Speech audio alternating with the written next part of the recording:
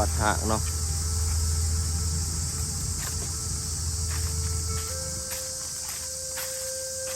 ขออนุญาตเด้อขออนุญาตเข้ามาถ่ายเด้อโอ้มีไฮเนาะแล้วก็มีปืนนี่เนาะปืนคกสมัยตะกี้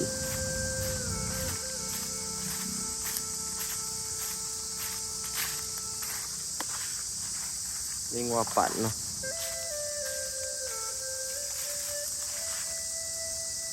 น่าจะเป็นวัดเนาะทุกคนเนาะเป็นวัดเก่าประมาณนี้เนาะอันนั้นก็จะเป็นพระ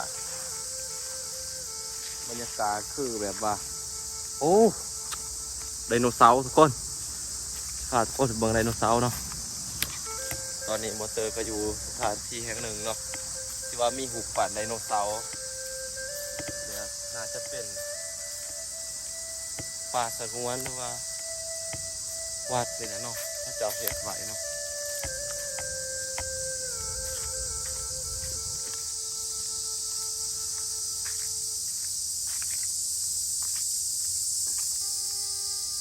อันนั้นก็น่าจะเป็นโบสถ์เก่าเนาะ น่าจะวัดเลยแล้วเนาะทุกคนเนาะคนเนาะ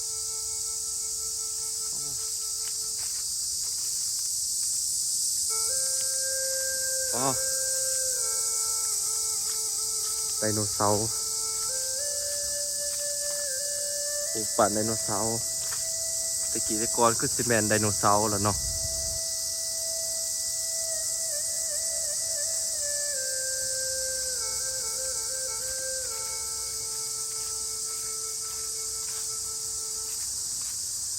โอ้มีอันนั้นกระถางมาอยู่ในปากไดโนเสาร์มีกระถางเลยมันคืออะไรวะ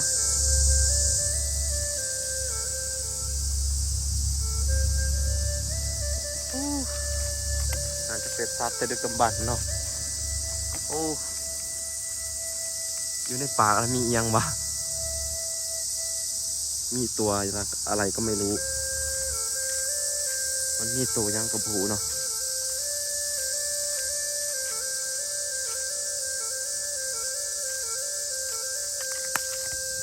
โอ้อันนี้มันเป็นซัดเอียงเนาะประเภทยังกระพูเนาะวอเตอร์กระพูว่ามันคือโตอีหยังเนาะนี่ตัวนี้น่าจะเป็นแหดตัวนี้ก็น่าจะเป็นอีหยังกระโบจากเนาะตะกี้ตะกอนก็จะเป็นแบบว่าเคยมีซัดอันนี้อยู่แถวนี้แล้วเนาะ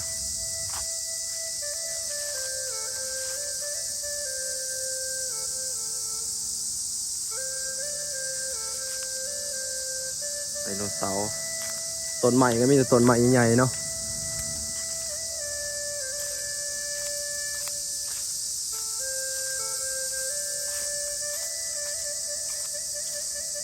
อ๋อสุดท้ายทุกคนไปเบิ่งน้ำคลองเนาะโอ้อันนั้นก็จะเป็นโตอันยังทุกคนฮะน่าจะเป็นแม่งอดใจนี่น่าจะเป็นแม่งอดเลยแหละ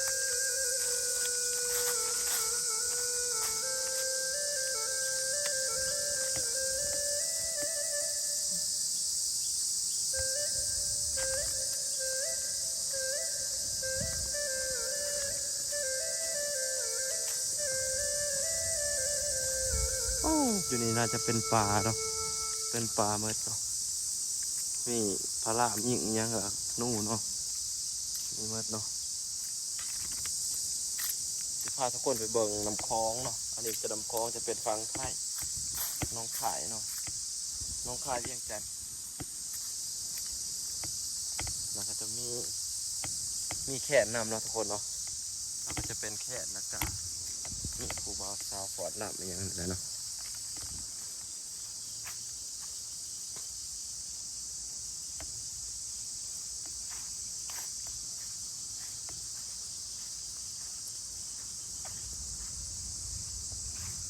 มีไฮเนาะนี่จะเป็นไฮโอ่งนะ เป็นองค์หนำบ่หรือว่ายังแหละบ่หู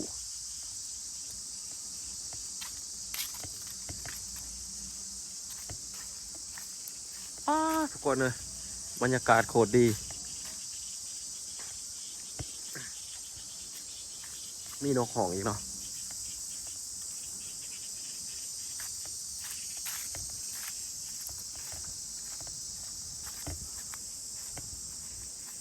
วิวโคตรงามทุกคนเลย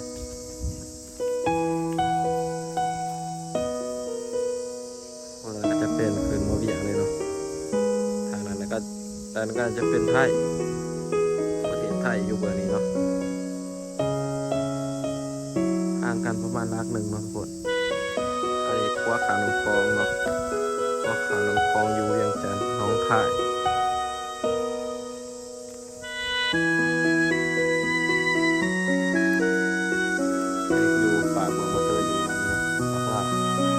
ฝั่งลาวครับ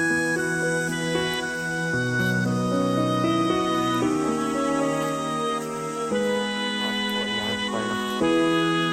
ฟองโคตรไซส์เลยทุกคนปลาที่ลาย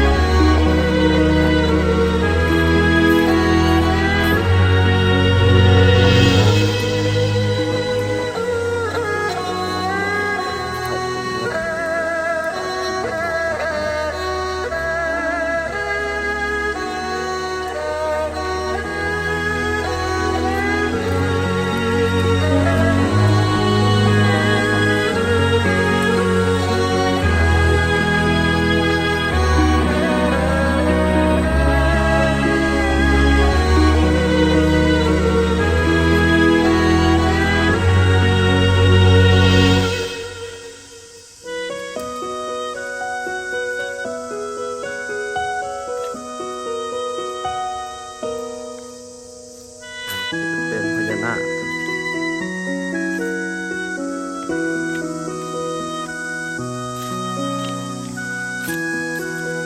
วัดแต่คนยังเพื่อโรงพยาบาลด้วยโรงพยาบาลมีครัว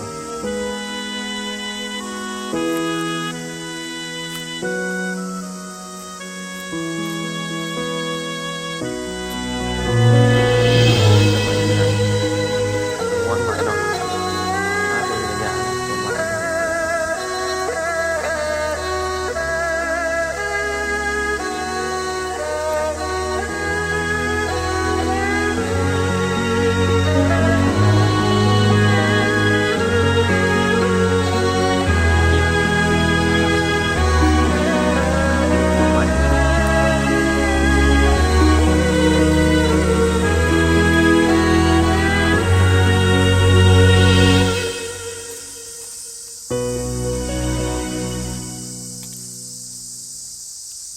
อันนี้เขาจะได้กราฟตัวเนาะรถเขาเสียบ่จ้างเนาะรถไฟฟ้าเขา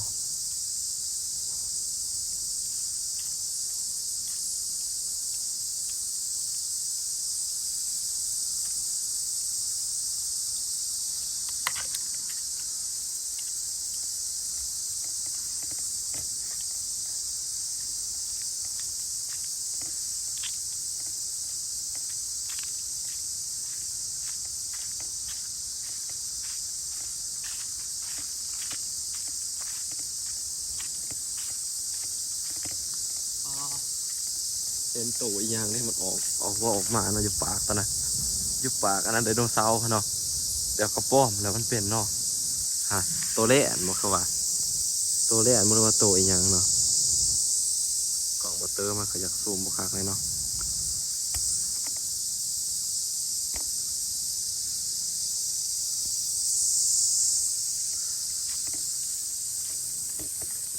มันเอาหัวออกมา